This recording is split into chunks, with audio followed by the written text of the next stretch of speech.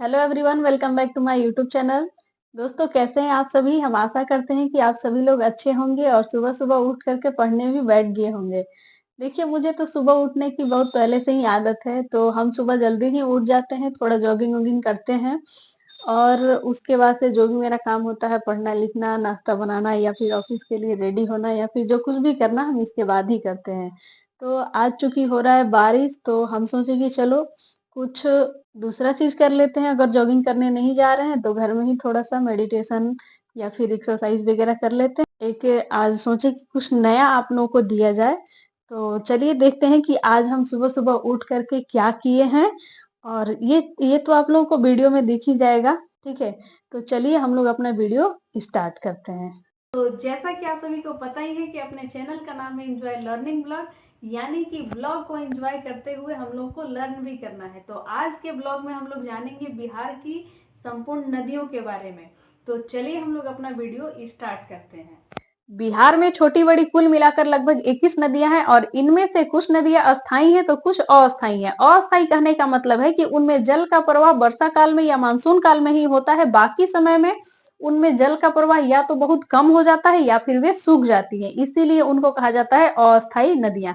अब चलिए हम बिहार के टोटल 21 नदी जो है उनका नाम सुनते हैं। ये नदियां हैं गंगा, कोसी, गंडक, घाघरा या सरयू, सोन, बागमती, पुनपुन, फल्गु, कमला बलान, महानंदा, दामोदर जो कि बिहार की सीमा को छूती है, कर्मनासा, छोटी गंडक, बूढ़ी गंडक, अधवारा समूह नदियां, इनमें कई छोटी छोटी नदियां शामिल है, कन्हर, चीर, माही, उलई, भुतही बलान और बलान। तो चलिए एक एक करके सभी नदियों के बारे में जानते हैं और सबसे पहले हम जानेंगे गंगा नदी के बारे में। गंगा भारत की सबसे पवित्र और लंबी नदियों में से एक है, जो सांस्कृतिक, धार्मिक, आर्थिक और पर्यावरणीय दृष्टि से अत्यंत महत्वपूर्ण मानी जाती है। गंगा नदी का उद्गम उत्तराखंड के गंगोत्री हिमनद ग्लेशियर से होता है।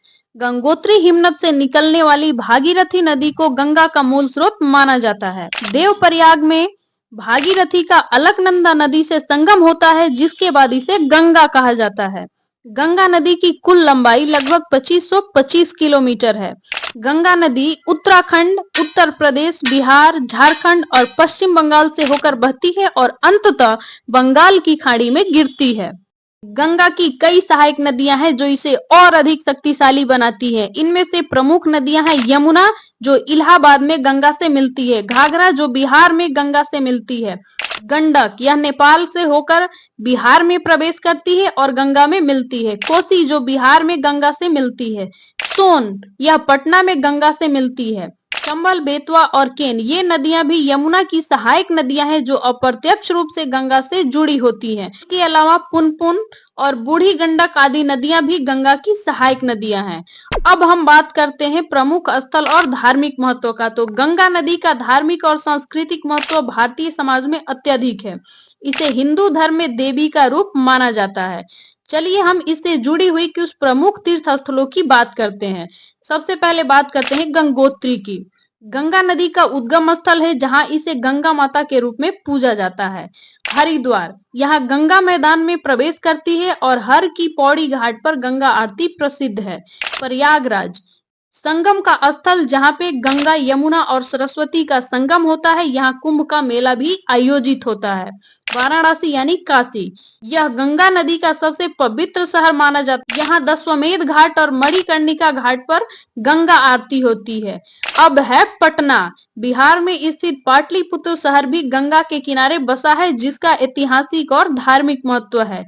सागर द्वीप यह गंगा नदी का अंतिम स्थल है जहां यह बंगाल की खाड़ी में मिलती है। यहाँ गंगा सागर का मेला लगता है। अब आगे हम बात करते हैं गंगा नदी के आर्थिक महत्व के बारे में। सबसे पहले है कृषि। गंगा बेसिन भारत का सबसे उपजाऊ क्षेत्र है। इसे भारत का अनाज भंडार भी कहा जाता है। यहाँ चावल, गेहूं, गन्ना, दलहन और सब्जियां मुख्य फसलें हैं।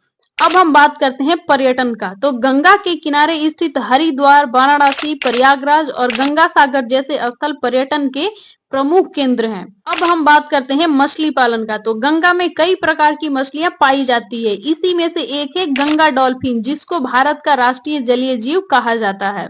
अब हम बात करते हैं औद्योगिक विकास का। तो गंगा नदी के किनारे कई शहर और औद्योगिक क्षेत्र बसे हुए हैं। यहाँ कांच, वस्त्र, चीनी, चमड़ा और खाद्य प्रसंस्करण के उद्योग भी हैं। गंगा में औद्योगिक कचरा, सीवेज, प्लास्टिक, धार्मिक सामग्री और मृत शरीर के अवशेष मिलने से प्रदूषण बढ़ता जा रहा है।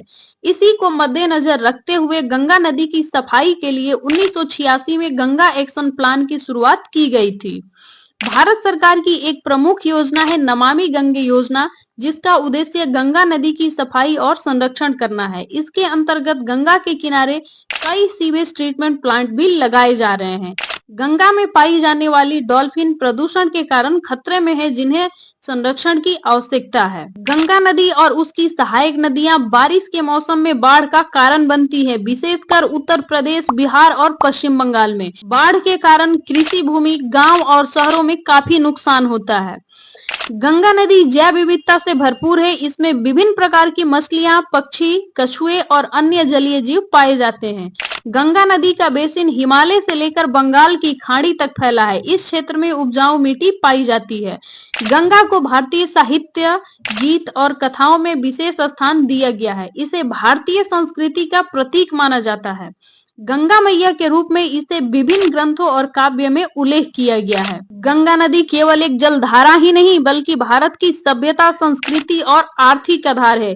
इसकी पवित्रता और अस्तित्व को बनाए रखना, इसका संरक्षण करना हमारा कर्तव्य है। तो आज के ब्लॉग में बस इतना ही। आज के ब्लॉग में हम लोग गंगा नदी से जुड़ी हुई जितनी भी जानकारी थी उसे लेने की कोशिश किए हैं, और अगर इससे जुड़ी और भी जानकारी आप लोगों के पास हो तो कमेंट बॉक्स में साझा करें। आज के ब्लॉग में हम लोग सिर्फ गंगा नदी को ही जान पाए हैं, बाकी नदियां इसलिए नहीं जान पाए क्योंकि ये वीडियो बहुत लंबा हो जाता। तो और नदियों के बारे में हम लोग नेक्स्ट ब्लॉग में देखेंगे। अगर ये जानकारी आप लोगों को ब्लॉग के माध्यम से अच्छा लगा हो तो अपने दोस्तों में शेयर करें, लाइक करें और चैनल को सब्सक्राइब करें। Thank you.